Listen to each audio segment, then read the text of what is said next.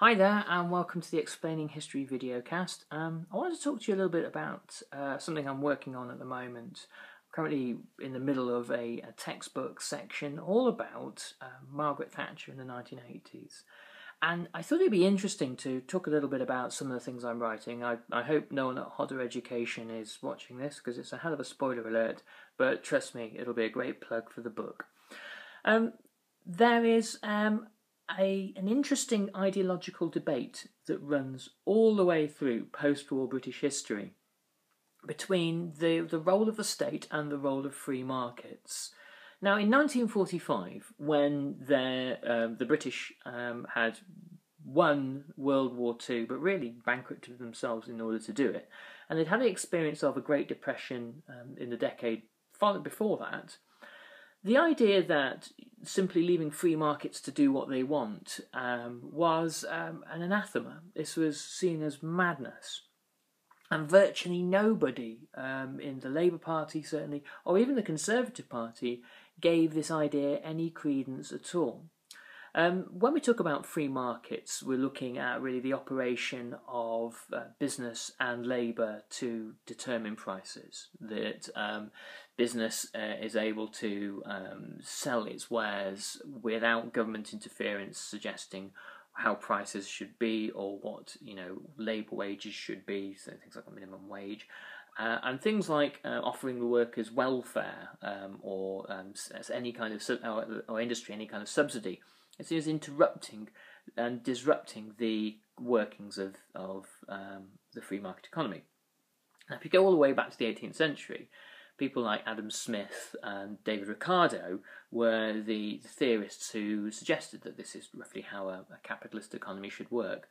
But by the 19th century, it was, or the late 19th century, early 20th century, it was generally seen that the government had a much bigger role to play in the workings of the economy. And economists like John Maynard Keynes, who became particularly vocal and particularly well regarded throughout the 1930s, were very, very important and influential. And the post-war settlement between the Labour Party, the post-war consensus, if you will, between the Labour Party and the Conservatives was generally that of Keynesian supply-side economics. Don't worry about that one for the moment. But the thing that they definitely all agreed on was that full employment should be the goal of any government.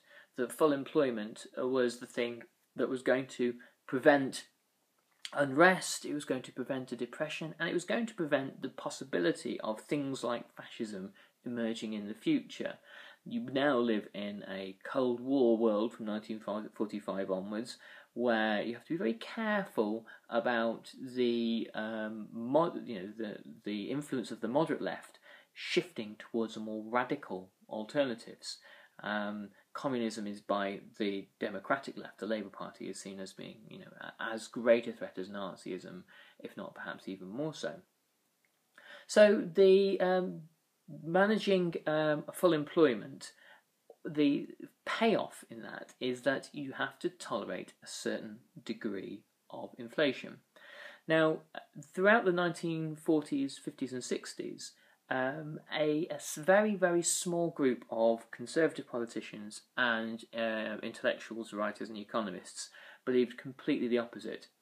An economist called Friedrich Hayek had influenced a generation in the 1940s, and it was partly based on his experience of fleeing from the Nazis in Austria in the 1930s that he wrote his book The Road to Serfdom, which was published in 1944.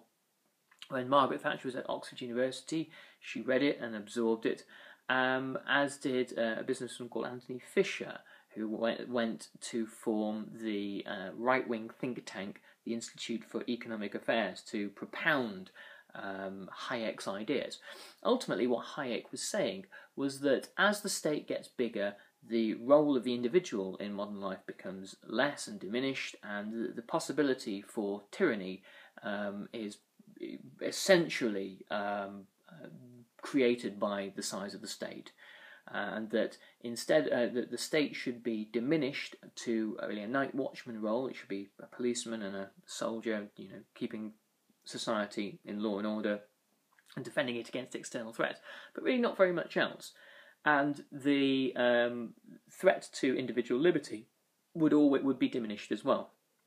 So Margaret Thatcher really approved of these ideas, thought that the birth of the welfare state was a terrible thing, and that by diminishing it, by bringing it back down to its bare minimum, you allow people to exercise their own individuality, their own agency, their own ability to function, their own ability to forge their own destinies and be self-reliant and be grown-ups.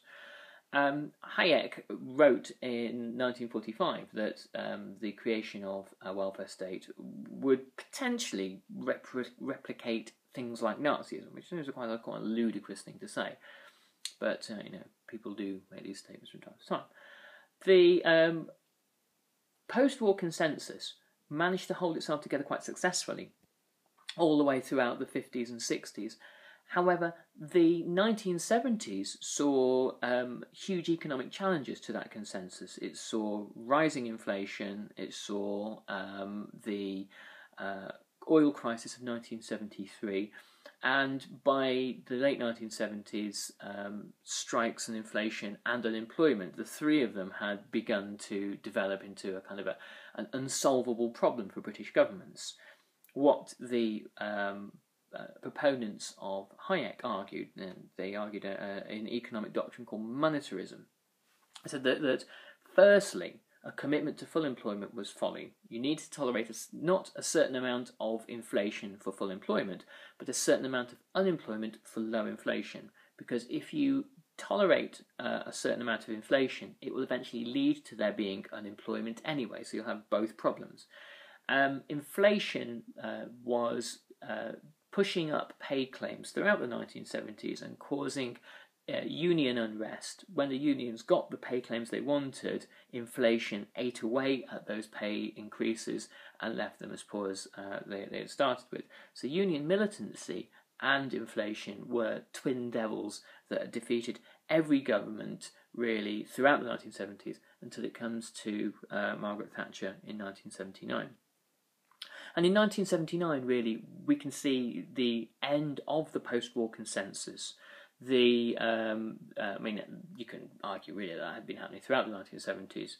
In fact, in 1976, when faced with an IMF loan and the austerity measures that the IMF demanded of the British government, the Labour Party already began to start introducing the kinds of austerity measures, the kinds of cuts, the kinds of reductions in the money supply that monetarism advocated, that we later see under Thatcherism. Geoffrey Howe's first budget of 1979 was more radical than anything Margaret Thatcher had proposed, and it saw a shift, particularly of the burden of taxation away from income tax and towards value-added tax, towards indirect taxes, and an increase in interest rates. And the whole purpose of this, as Geoffrey Howe saw it, was to suck money, cash, coins, paper, out of the economy, out of circulation at least. And so to reduce the money supply, and in reducing the money supply you reduce inflation. Inflation comes down, businesses become more competitive, and employment can go up, and hopefully we can go to actually some more productive kind of economy. The only problem is it doesn't work. By 1983, only by then the country is coming out of recession, and the point of this kind of Thatcherite economics is to fundamentally change the way in which the post-war consensus existed. I mean, they kill one consensus and eventually create a new one, moving the consensus of politics towards the centre-right. And really everything that happens between 1979 and the advent of New Labour in 97 is as a result of that. When Labour attempt to compete on a kind of an old radical left ground throughout the 1980s, they're ultimately defeated. Anyway, this video has gone slightly longer than I'd anticipated, but the point that I'm trying to hopefully get towards is that these two questions of the size of the state and the role of the markets dominate all of post-war Britain, and they still do today. It's still an ongoing question. Anyway, I hope you've enjoyed that, and catch me again on the next Explaining History videocast. And if you need any more help, subscribe to this YouTube channel, or go to our website www.explaininghistory.com, where you can download the podcast. There's 80 episodes there and counting, ready to help you with all your A-level, GCSE, degree level history needs. Thanks. Bye-bye.